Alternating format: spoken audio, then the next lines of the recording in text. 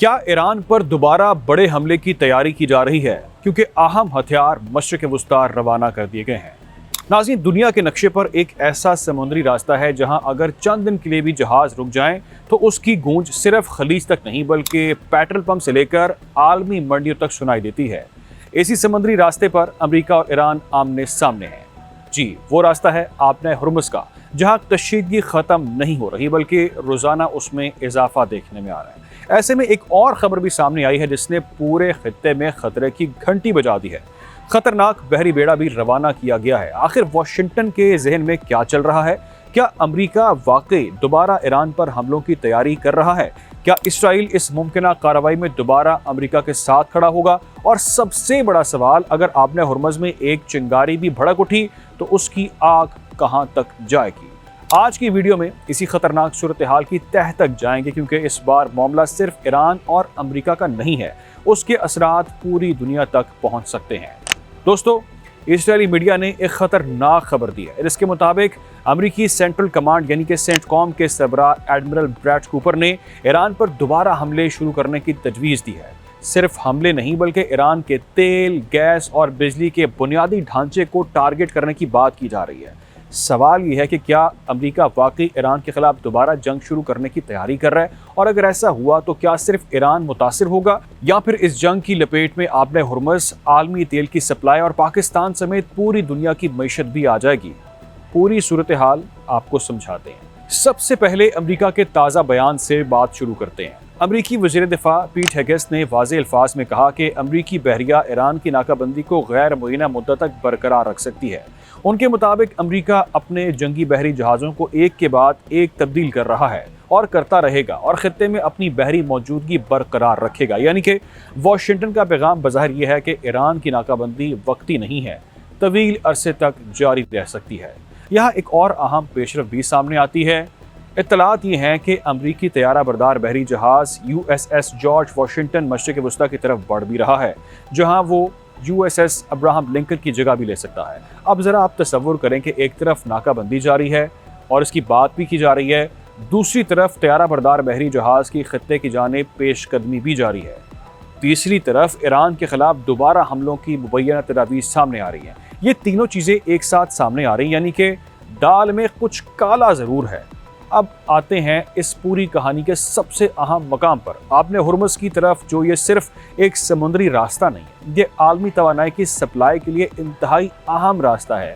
جنگ شروع ہونے سے پہلے دنیا کے تقریباً 5ویں حصے کا تیل اور قدرتی گیس اسی راستے سے گزرتی تھی۔ اب رپورٹس کے مطابق آبِ ہرمز سے گزرنے والے بحری جہازوں کی تعداد میں بہت بڑی کمی آ چکی ہے۔ جنگ سے پہلے روزانہ تقریباً 130 سے 140 جہاز اس راستے سے گزرتے تھے، لیکن ایک حالیہ دن میں صرف 8 بحری جہاز اس راستے سے گزر رہے ہیں۔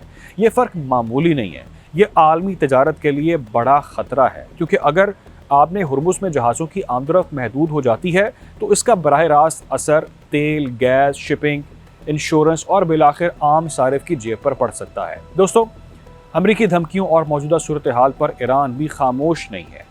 ایرانی وزیر خارجہ عباس عراقچی نے امریکہ کو خبردار کرتے ہوئے کہا کہ واشنگٹن ایران اور آبِ ہرمز کے بارے میں خطرناک غلط اندازی لگا رہا ہے۔ عراقچی نے ایکس پر اپنے پیغام میں کہا کہ امریکہ طویل عرصے سے انٹیلیجنس کی ناکامیوں کے باعث غلط اندازے لگاتا رہا ہے۔ اب آبِ ہرمز کے معاملے میں اس سے بھی بڑی غلطی کا خطرہ ہے۔ انہوں نے ٹرمپ کو ایک مشورہ بھی دیا کہ جعلی خبروں سے بھی زیادہ خطرناک چیز جعلی انٹیلیجنس ہے، اس سے محتاط رہیں۔ یہ بیان دراصل واشنگٹن کے لیے ایک وارننگ سمجھا جا رہا ہے، یعنی کہ ایران کا کہنا ہے کہ اگر امریکہ نے غلط معلومات کی بنیاد پر کوئی بڑا فوجی فیصلہ کیا تو اس کے نتائج انتہائی خطرناک ہو سکتے ہیں۔ دوستو، اب آتے ہیں امن کے دشمن کی جانب۔ جی ہاں، کوئی اور نہیں ہے، میں بات کر رہا ہوں اسرائیل کی۔ کیا امریکہ اور اسرائیل ایران کے خلاف دوبارہ بڑے پیمانے پر حملے شروع کرنے والے ہیں؟ یہ ایک اہم سوال ہے۔ اسرائیلی میڈیا چینل 13 کے مطابق امریکی سینٹ کام کے سربراہ ایڈمرل بریڈ کوپر نے اسرائیلی فوج حکام کے سامنے ایران کے خلاف دوبارہ جنگ شروع کرنے کی تجویز پیش کی ہے۔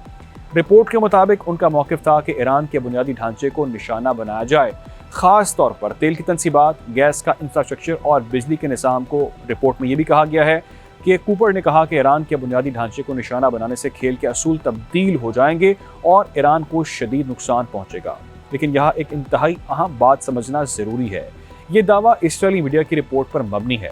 امریکہ نے اس دعوے کی فوری طور پر باضابطہ تصدیق نہیں کی، اس لیے اسے حتمی امریکی جنگی فیصلہ سمجھنا درست نہیں ہوگا۔ لیکن اگر یہ تجویز واقعی امریکی قیادت کے سامنے پیش ہوئی تو اس کا مطلب ضرور یہ ہوگا کہ واشنگٹن کے اندر ایران کے خلاف اگلے مرحلے کے آپشنز پر غور ضرور کیا جا رہا ہے۔ اب سوال امریکی صدر ڈونلڈ ٹرمپ کا ہے۔ ٹرمپ ایک طرف ایران پر دباؤ بڑھانے کی بات کرتے رہتے ہیں، دوسری طرف امریکہ کے اندر جنگ ختم کرنے کے لیے بھی دباؤ موجود ہے، کیونکہ جنگ کا ایک بڑا اثر جو ہے وہ امریکی عوام پر بھی پڑ رہا ہے۔ ایندھن کی قیمتیں بڑھ رہی ہیں، اس میں اضافہ ہو رہا ہے، عالمی معیشت پر اس کا دباؤ بہت بڑھتا جا رہا ہے، اور اگر جنگ مزید پھیلتی ہے تو امریکی حکومت کے لیے سیاسی قیمت بھی بڑھ سکتی ہے۔ یعنی کہ ٹرمپ کے سامنے ایک مشکل انتخاب ہے، کیا ایران پر مزید فوری دباؤ بڑھایا جائے یا معاشی اور سفارتی دباؤ کے ذریعے ایران کو مذاکرات کی میز پر لانے کی کوشش کی جائے۔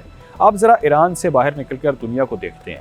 بین الاقوامی توانائی ایجنسی IEA نے تیل کی سپلائی میں رواں سال تقریباً 43 لاکھ بیرل یومیہ کمی کی پیشگوئی کی ہے۔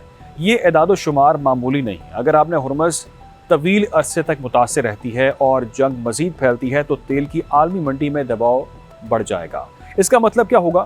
پیٹرول مہنگا ہوگا، ٹرانسپورٹ مہنگی ہو سکتی ہے، شپنگ کے اخراجات بھی بڑھ سکتے ہیں، خوراک کی قیمتوں پر دباؤ بھی آ سکتا ہے، اور دنیا کے کئی ممالک میں مہنگائی مزید بڑھ جائے گی۔ یعنی کہ ایران اور امریکہ کے درمیان تنازع صرف میزائلز اور جنگی جہازوں کی کہانی نہیں ہے، یہ عام آدمی کی زندگی بدل دے گی۔ اس صورتحال میں ایک اور خطرہ بھی ہے دوستو، جنگ صرف ایران اور امریکہ تک محدود نہیں ہے۔ رپورٹس کے مطابق ایران کے اتحادی گروپس خطے میں امریکی اور دیگر اہداف کو ٹارگٹ کر سکتے ہیں۔ یمن کے حوثیوں کی جانب سے سعودی عرب میں ارامکو کی جازان ریفائنری کو ڈرون سے نشانہ بنانے کی اطلاعات بھی سامنے آ رہی ہیں، جبکہ دوسری جانب ایران نے ماضی میں خطے کے مختلف ممالک میں موجود امریکی فوجی تنصیبات کو نشانہ بنانے کا دعویٰ بھی کیا۔ اگر ایک نیا حملہ شروع ہوتا ہے تو اس کا رد عمل صرف ایران تک محدود رہنے کی ضمانت نہیں ہے، یہ پورے خلیج کو اپنی لپیٹ میں لے سکتا ہے۔ یہاں پاکستان کے لیے بھی سوالات ہیں، بہت سارے اہم سوالات ہیں۔ پاکستان ایران کا ہمسایہ ہے، اور آپ نے ہرمز میں پیدا ہونے والی کسی بھی بڑی رکاوٹ کا اثر پاکستان سمیت پورے خطے پر پڑ سکتا ہے۔ تیل کی قیمت بڑھے گی تو پاکستان کا درآمدی بل بھی بڑھے گا، شپنگ مہنگی ہوگی تو درآمدی اشیاء بھی مہنگی ہوں گی، اور اگر عالمی منڈی میں توانائی کا بحران شدید ہوتا ہے تو اس کے اثرات پاکستانی عوام تک بھی پہنچ سکتے ہیں۔ اسی لیے پاکستان کے لیے یہ صرف خارجہ پالیسی کا مسئلہ نہیں ہے، یہ معیشت، توانائی اور عوامی مہنگائی کا مسئلہ بھی ہے۔ اب اصل سوال یہ نہیں ہے کہ امریکہ کے پاس ایران پر حملہ کرنے کی صلاحیت ہے یا نہیں ہے، اصل سوال دوستو یہ ہے کہ کیا امریکہ واقعی دوبارہ جنگ کا راستہ اختیار کرے گا، اور اگر ایسا ہوا تو کیا اگلا محاذ صرف ایران ہوگا، یا پھر آپ نے ہرمز سے نکلنے والا بحران پوری دنیا کی معیشت کو اپنی لپیٹ میں لے لے گا؟ یہ وہ سوال ہے جس کا جواب آنے والے دنوں میں سامنے آ سکتا ہے۔ ایک بات واضح ہے کہ آپ نے ہرمز میں ایک غلط فیصلہ، ایک غلط اندازہ یا ایک غلط انٹیلیجنس رپورٹ صرف ایک جنگ نہیں بلکہ عالمی بحران کو جنم دے سکتی ہے۔ کیا آپ سمجھتے ہیں کہ امریکہ ایران کے خلاف دوبارہ بڑا حملہ کرے گا؟ اپنی رائے سے ہمیں ضرور آگاہ کریں۔ ملتے ہیں نیکسٹ ولاگ میں۔